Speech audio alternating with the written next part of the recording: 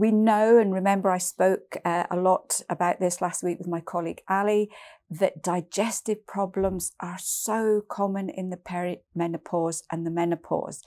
But did you know that constipation itself, which is one of the more common conditions, can impact on your other menopause symptoms too?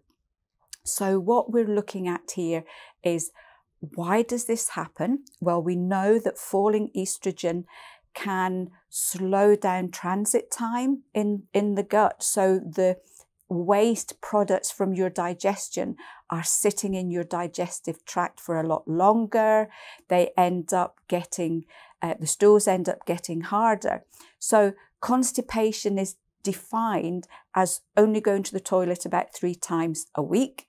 You're having to strain dreadfully to pass anything, and that your stools tend to be hard and small and lumpy.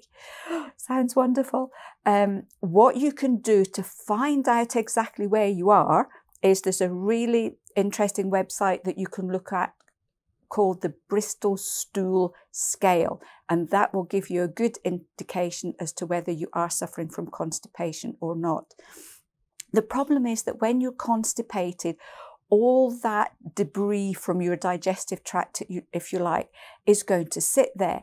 Now, elimination is about eliminating toxins and waste products from your body. These are things that your body doesn't need. So if these are sitting in your digestive tract for days at a time, then water and the toxins and excess hormones end up being reabsorbed into the body, and this is what causes the problem. You end up having all of these things whizzing around the body again, and that will put extra strain on everything. Also, if you imagine that you're constipated, so there's a mass inside your belly area here, this is going to possibly impact on your pelvic floor muscles. There's going to be more weight and strain pressing your pelvic floor muscles down. If they get weaker, this can then lead to things like a prolapse. If you've got a big mass sitting in there, it can squash your bladder tremendously.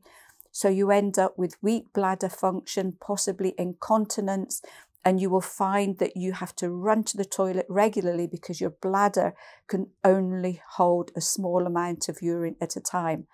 It can cause hemorrhoids if you're straining on a regular basis.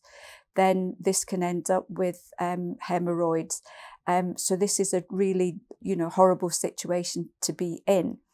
Number 2, it can cause bloating. If you imagine this mass here, where does it go? So a lot of bloating can be caused by constipation. If waste is sitting around for a long time, it's going to produce a lot of gas. So you're going to get swelling up and down on a daily basis.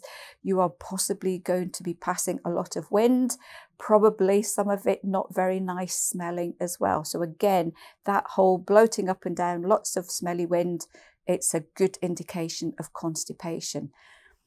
All the toxins whizzing around the body can impact on your joints, causing joint inflammation and pain.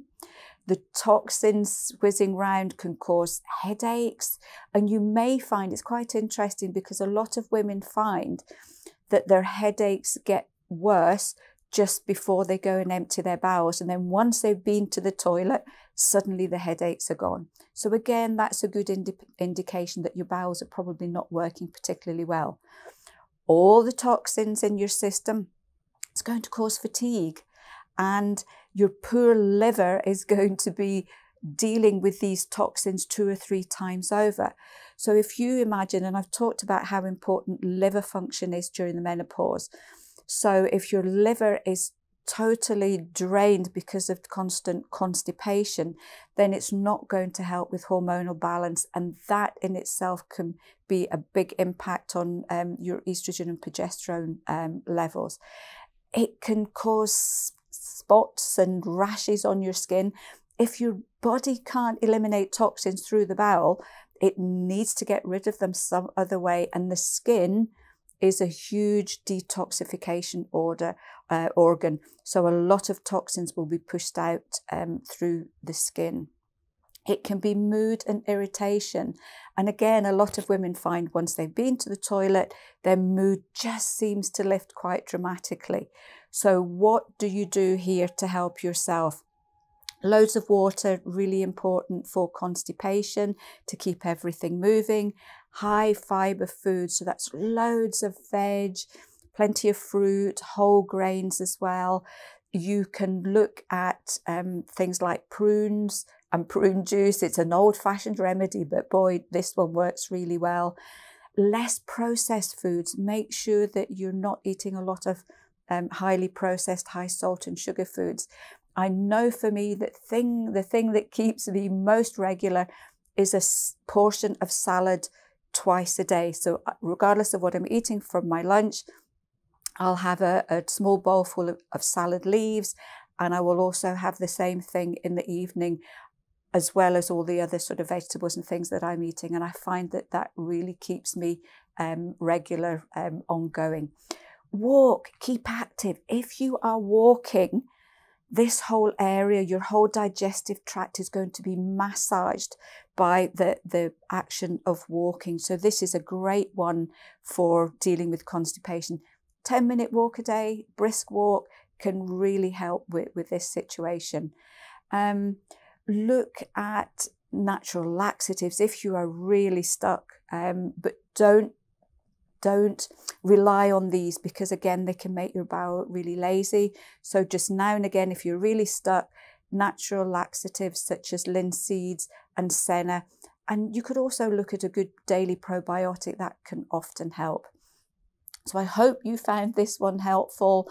It's really interesting how one situation can impact so dramatically on a number of other menopause symptoms. So hopefully it will help you. If any of you out there have suffered from constipation and have found something really great that's helped you, please share. We would love to hear about it. And until then, I will see you next week for another edition of A. Vogel Talks Menopause.